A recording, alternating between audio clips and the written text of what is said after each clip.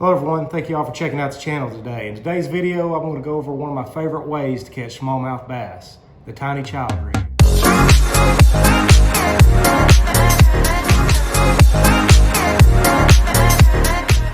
Hey guys, before we get started, if you'd take a minute, hit that like and subscribe button, it would really help us out. Again, I'm going to go over one of my favorite ways to catch smallmouth bass, and it is the tiny child rig. And for a long time, I have just used a basic stick bait. It's been my go-to bait to catch smallmouth. And one of the problems I always had was when the current got too fast, how do you get it down into the fishing zone?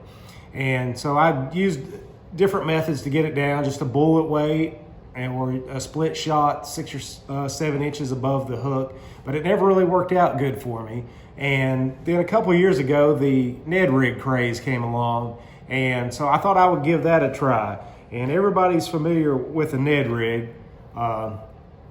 If you're not, it is just basically a lightweight hook in a small stick bait with the weight at the bottom and it exposed. So I gave that a try, and real quickly I discovered that it didn't work for me because I always got it hung up and the light wire hook, and I realized they're designed to be light wire, a finesse technique, but I would straighten these out.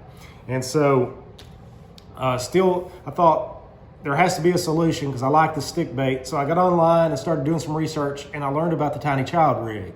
And it turned out to be a great answer to the problem I was having. And what I typically use, my favorite bait is just a basic Yum Dinger. You can use any stick bait though. Yum Dingers work great. Another one that I like to use is this is a Bass Pro Shop brand Sticko.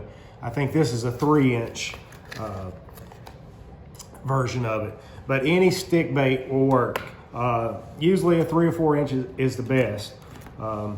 So for the weight, I am just using a basic nail. This is actually an underlayment nail. I had a whole probably a 10-pound box of these left over from when I built my house. But these nails are, as you can see, they're ribbed. And so when you insert it into the Senko or the Yum Dinger, whatever you're using, it stays in there.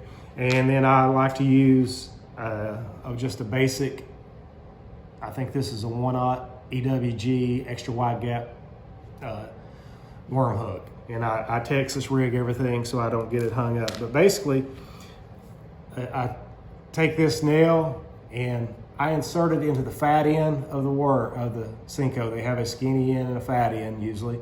And the good thing about this nail that I use, it is the exact same width of the tip of that Yum Dinger.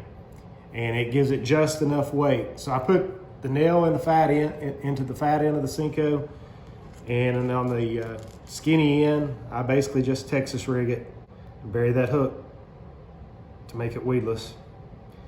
And that is basically the tiny child rig. And if you've ever watched any of my videos, 95% of the time, this is what I'm throwing because it catches fish. Now here's a short clip of me actually on the river fishing this bait.